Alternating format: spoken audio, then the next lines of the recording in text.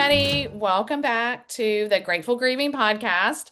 I'm Betsy Furler, and this is my friend Katherine Dain. And we get on here periodically. We're trying for once a week or so episodes, and we talk about grief. So we both have had very significant losses. I lost my son Henry 5 years ago. He was 22, and he died on Christmas of 2020. So we have just passed the the fifth anniversary of his death. And Catherine lost her husband, Daniel, in July of 2022. 22. Yeah. Yeah. So she's at 2.5 years, three and a half years, Right? Three and three a and a half. half years. Wow. Yeah. Jeez. Yeah. I Time can't believe, flies. the first year really flew by because I had to get the franchise in my name. So I was really focused on the business and I just was on autopilot. I barely remember that first year. Um, you brought up the other day, we were talking about gifts and how we receive things and what's a good thing to send or a bad thing to send or a good thing to say or a bad thing to say. And I remember, and I am a little bit estranged from my daughter. Um, and we had had a falling out at the time of my husband's death, and it was kind of a culmination of a lot of things. So it was going to happen. But he died July, and our anniversary was August. And she thought it would be a good idea to send me flowers on our anniversary. And I didn't take it very well. And regardless of what the intent was, I it didn't go over very well. And but I think it wasn't, I don't know if anybody else had done that, would I have responded the same way? I think maybe she meant well with it, but we had so much baggage there that it really upset me. It landed differently. And Yes. I think we've also talked about how it's so I was so grateful for um, every gift, comment, call, text, Casserole. casserole, whatever. So grateful. And I felt the love from that. But if people are asking what are the better things, in my mind, so the first year also for me, I was in a complete um, fog and autopilot, I would say. I had my Hmm. other son. I was married at the time. I was running a business. I had a lot of things going that had to keep going, and did Right. keep them going. Um, but there was also a lot that I just couldn't process. And so I would say I appreciated people giving me books so much, but I didn't start reading them probably for a year and a half. Okay, And that's interesting. That same thing. Yes, I couldn't read anything right away. and plants were not good for me because I don't keep plants alive Me well either. at all. And so what happened with my with plants that I was given was I mostly gave them to somebody else that might be able to keep them Okay. alive. Well, Because that was nice. the last thing I wanted was to then see a plant die that Right. someone had sent in memory of Henry. And Right. I mean, I kind of don't like seeing plants die anyway because it makes me feel really bad because I'm really good at like keeping animals alive and I'm really Right. good at like being a speech therapist and being super nurturing with the kids I We work have with. And we have I'm lots of strengths. so bad at the plants, so bad. Yeah, And me too. and so I would, I know I gave one to Henry's godmother, and so that's kind of how I handled that. But food was probably my favorite thing that people sent to us, food or like Uber Eats or DoorDash, gift certificates, gift cards or whatever, because I could not think about what I wanted to eat, even where I wanted to go. I mean, gift cards to specific restaurants was also really good for me because that took that decision out. Right. Um, and because I mean, I do have a super specialized diet. It wasn't quite as bad as it now as then as it is now. But my ex-husband and my son Sam eat whatever. And so that Right. the food never went to waste and it was just so helpful. And I don't think I paid for or made a meal for 6 months after Henry died, Wow. which was So incredible. I was a little bit different, and I certainly had some people that took care of food for me for a few weeks, and that was perfect. But for me, I like doing my own food. And then, well, right after, of course, right after the hockey kids moved in. So I had a different focus. It wasn't necessarily food for me, it was taking care of somebody else. So Yeah, looking back now, those casseroles probably would have been helpful. But but it's interesting, these kids eat really clean also. We're not a big casserole group at all. right. So that makes it more difficult. It's easy, not easy, but it's convenient to have a casserole in the freezer and just pull it out and then pop it in the oven. You know, Um, the other difference I think is in my life, the people in my life were also grieving very, yes, very, very heavily.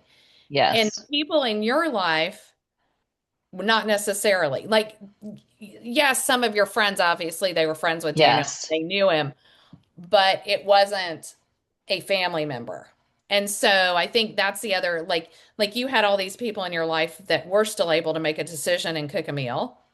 yes. The boys, yes, because Right. the boys moved in, they never knew They Daniel. didn't even know Daniel. Right, right. Right, So, exactly. So for them, I mean, we need to not have this person falling apart every 10 minutes. yeah, It forced me, it forced me to learn that it was okay to be strong.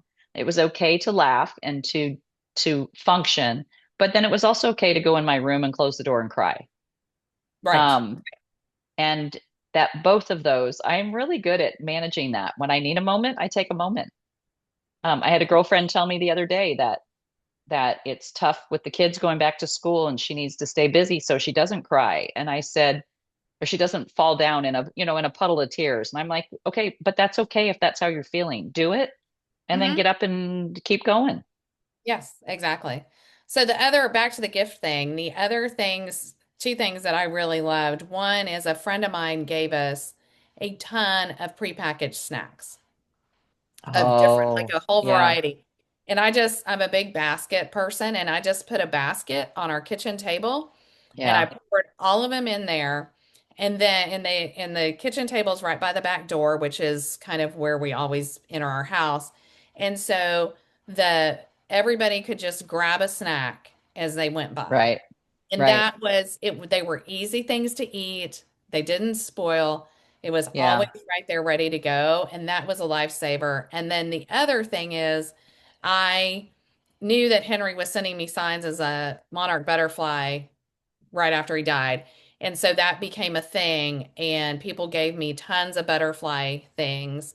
And so now my whole house is butterfly. You gave me a beautiful notepad that sits on my kitchen counter. And people gave me a bunch of people gave me jewelry with butterflies. And I have a whole like jewelry display thing on my dressing table that's just butterfly jewelry.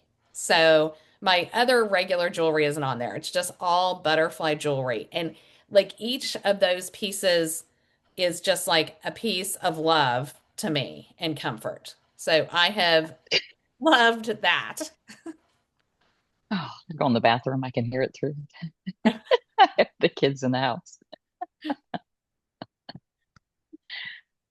Anyway, So anyway, so many butterfly things, which that made me so happy that people acknowledge. I think it, besides just loving the gifts, the acknowledgement of that yes, Henry was sending that sign and yes.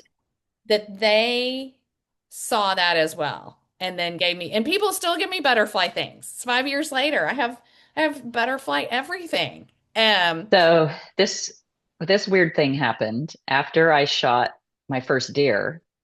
And of course, I was out there by myself. No one thought it would happen. And that night on the game cameras, there's a picture of a figure. Did I send that to you? I don't think I did. yes, Did it? it's incredible. Yeah, there's a picture of a figure there. And I really felt like that was Daniel coming down saying, "Hey, it's about daggum time that you did this and good job. And I guess this is what you're going to be doing now." Um, Hmm. and kind of just saying, "Hey, you're doing fine. Keep going." I mean, that's how I Yeah, I took it. think that was super, super cool. And you don't get a ton of Daniel signs. You get some, but you get more of the No, feet, right? yeah, yeah. That was truly a sign. And then he showed up at the other one of the other blinds too that same Oh, night, and that's where I shot my second deer. wow. So I don't know. It's what it He's so is. excited about you Yeah, hunting. yeah, he is.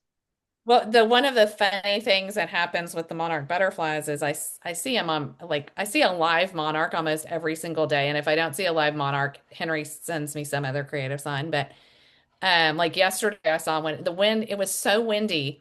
In fact, it was so overcast and windy. I really thought it was going to rain. And I was walking to the gym. I walked to the gym and I almost didn't go because, or I almost took my car because I was afraid I was going to get rained on the way home. But on the way home, I'm walking and I'm talking on the phone to somebody about something like some plan I have for the new year. And right as I'm talking about my plan, I get a monarch butterfly, whoo, straight into my face. And it was so windy. I'm like, I don't even know how you're flying, Henry, but thank you. I see you. Hey, Henry. I told whoever I was talking on the phone, like, Henry's here. Henry came by. I know I've talked to you on the phone when I'm like, oh, there's Henry. Hi, Henry. So it's so cool that I see these monarchs like right at the exact right time where Henry's like, go, mom, or it's okay, mom, or oh Yeah. my goodness, mom. Henry used to always sigh and shake his head. He would do this like, and just Yeah. imagine Henry Angel going, Yes. you're Uh-huh. so hard, mom. You are so hard. Yep. Yep. Definitely. That's funny. He is spending like almost all his time trying to keep me, moving forward, being successful. He parented you, Uh-huh. right? He Yeah. like, yes, you were his mother, but he also parented you, or you teamed well together. Yes. You had a good partnership. And I think that I look at that and I've been paying more attention to that lately because I have connection with different people and it's all different ages. I have my little 13-year-old best friend who is a very, very mouthy, obnoxious teenager right now. Um, and, I love her and adore her and I love the moments we have. I have the hockey kids, and one of my hockey kids came back. We have all these connections to people. And you and Henry had such and you have a great connection with Sam, right? I don't want to take away anything from Absolutely. Sam, Yeah. but Yeah. you and Henry, I think because of the his illness and because of what you went through, you had such a bond there with him. Yes, absolutely. And we still do. I mean, my dad has also passed away and he sends me signs too. He's a yellow butterfly. And so he passed away 9 years ago.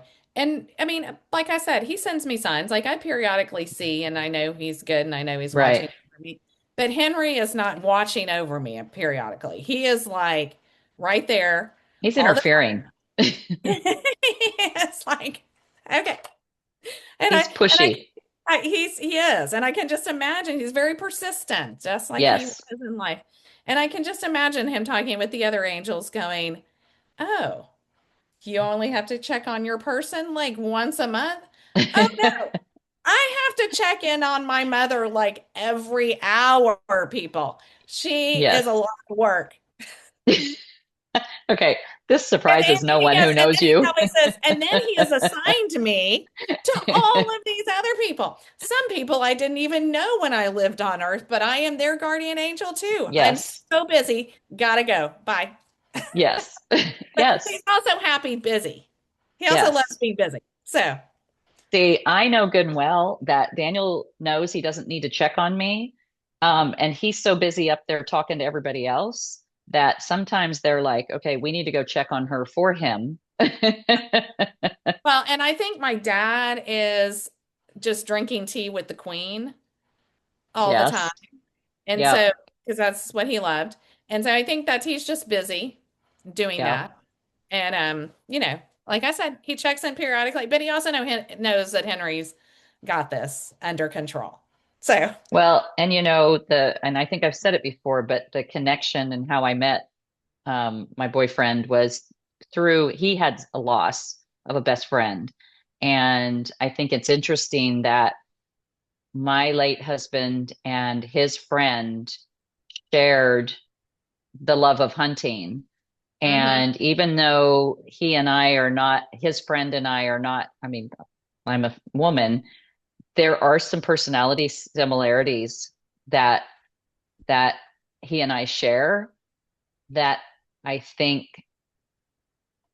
I don't know, it just sometimes I'm like an easy one is his friend was always cold and he always had lots of clothes on. And when I was up in Colorado this summer, everybody made fun of me because I always had lots of clothes on because I was always cold. Everybody else was running around in t-shirts and shorts, and I've already pulled on long pants and a sweatshirt and possibly a jacket and maybe a hat. because And if I had gloves, I'd have those on too. it's And 67. Yes. yes, and they would laugh and say that he was like that too. And and not exactly like him or anything, but a lot of similarities.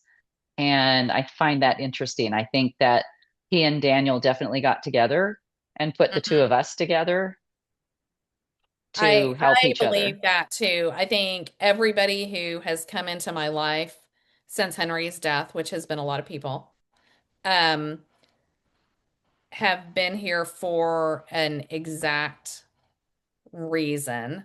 That's always part of what I'm doing. Now, some of them It I think Henry's like, and yes, no.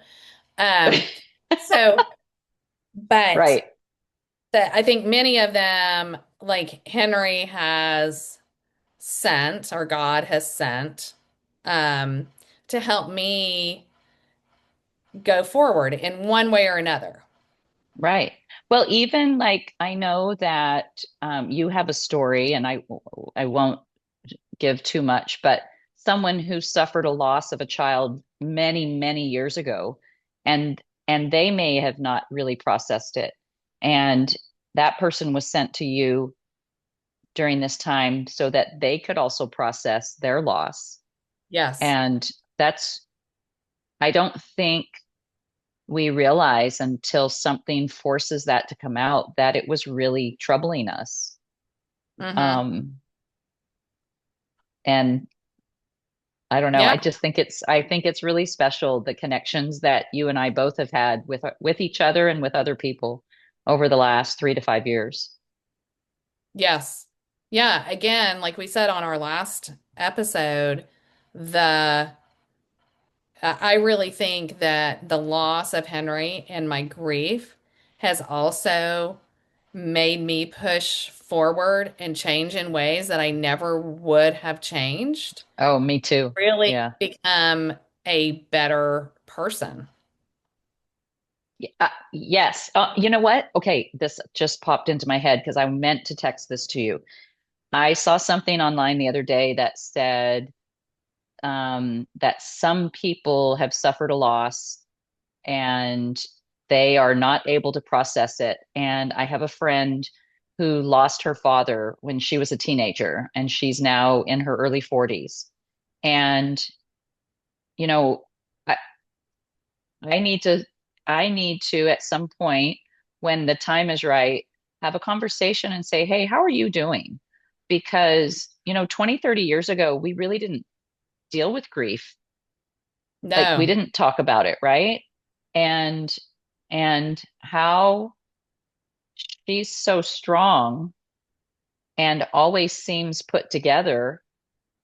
But how do we know that? Because probably nobody asks her, hey, like, how are you doing with this? Um, and I heard a quote about that, something along those lines, and I thought about her, and I'm just waiting for a moment when we have that time to sit down, just the two of us, because she has been so incredibly supportive to me.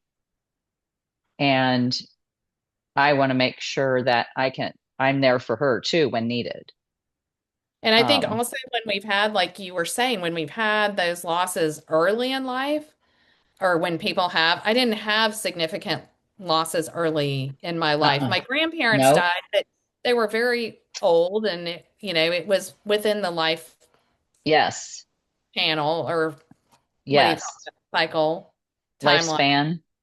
Lifespan. My dad was 91 when he died, and he was an older dad, but I was still in my fifth, well, I was in my 40s. I was in my late 40s when he died, and so um that was expected, right? And Right. the I think a lot of people, when they lose someone very young, everybody kind of sweeps them along with the rest of their growth and development. Right. And especially in the past. Now, with Sam, he was 17 when Henry died, and I've been very strategic about talking with him about grief. And, Hmm. he knows I do this, and he follows my Grateful Grieving Instagram and all of that kind of thing. So he, he does talk about it. He talks about grief, and he can talk to other people about grief. I'm so proud of him. But I think for the most part, when someone is, for instance, a teenager or in their 20s, when a parent dies or a sibling dies, they don't really ever get a lot of opportunity to grieve. And they're kind of swept along, and it's easy to then compartmentalize it and not um, try to not experience it. It's less Right. painful. Right. And nobody's there going, "Oh, you need to focus on this and work forward with it." So I think And that you, 30 years eh, later, they still have right. that unprocessed. And that's my Right. friend that you were talking about earlier. That was definitely the case where it was Right. like over 20 years later, then, of course, then I talk about grief all the time. And so people who don't want to process their grief should not be hanging out with me. Right. Well, and you and I are so vocal and open, right? Like I Yes. share, Yeah. I know I overshare. I have an issue oversharing, but we share and we talk about everything, whether it's a little bit awkward or embarrassing. I mean, it doesn't matter, but not everybody is that way. So, we have to keep in mind that the quiet Right. ones could be carrying a whole lot that they're never going to talk about in a group. They're rarely going to talk about even on their own, they wouldn't necessarily bring it up. So then I think it's up to people to take a moment and say, hey, let's check in. How are you doing? Yeah. Yeah. Because I think people forget and go on with their own lives. And I think often people too, if they've had a loss many, many years ago, they feel like, well, I can't join that grief support group, or I can't do this because it was so long ago. But really, it's not. I mean, it's always with us, and hopefully these our podcast. I keep calling it a pod. Well, I guess we're just calling it a podcast, even though It's a it's like a video conversation. podcast. Yeah. And our Instagram feed to help people. And I've had a lot of people reach out to me saying, hey, this really helps me, even though my parents' death was decades ago. I'm Right. still grieving, and I'm kind of grieving silently, and seeing what you're saying and you're being willing to say it helps move forward, me Yeah. forward. So I just hope we can help so many people through Yeah. our oversharing. Well, and I'm very much, I mean, agree with me, disagree with me. I'll have the conversation, but I love when somebody doesn't agree with me and we have a, like you like it this way, I like it this way. Okay, that works for both of us. That's Absolutely. okay. Yeah, me too. That's another reason we get along so well, Catherine. Yep. Like the line dancing. I would never. Oh, I know one of my friends, this is not about grief, but I was on the phone with my financial guy yesterday, and he and his wife in May are celebrating their 25th wedding anniversary. And he said they have three kids, one in college, a senior, and then a younger one. But for their anniversary, just the two of them are going to go to Disney World. Oh, how And fun. that's where they went for their first anniversary. And now they're going to go again for the 25th anniversary. And I started laughing and I said, you know what? I know them both. I know her as well. And I said, that is so perfect. And I love that you two are doing that. It appeals to me not at all. And see, to me, I think it sounds so fun. Nope. But it does have to do with grief because everybody grieves differently. Everybody does life Yeah. differently, processes Yes. things cognitively differently and emotionally Right. differently, and does grief differently. And I think, that's one of the things that I've become aware of is someone can have so much trouble with grief about someone who society doesn't think should be that important to them, right? And it doesn't diminish Right. grief. So Right. I think that's another important part. And believe it or not, Catherine, we are to the end of our time allotment for this podcast or conversation Okay. or You video and or I could whatever you talk. call We could talk and record all day. it. I don't know that anybody else would be interested, They but might not want to listen, and I have to actually go do my day job. yeah, I have a whole list of things I got to get done. So thank you all for joining us, and Thanks. please subscribe, hit the bell for the notifications, share with your friends, comment, let us know how you do grief. If you have signs from your people, if you get angel signs, we'd love to hear all of your Yeah. stories. And if you want to be a guest, just let us know because while we fly by the seat of our pants, as Catherine brought up in the last episode, and it may be like we schedule and then it's like, well, now we're doing it tomorrow. But if we have a guest, we'll try to be a little more Yes. structured, I guess we would call that. But Yes. we really want to start having guests. So let us know if you want to do that. And again, thank you so much for joining us. Thank you. Thank you. And we will see you all soon. All right. Goodbye.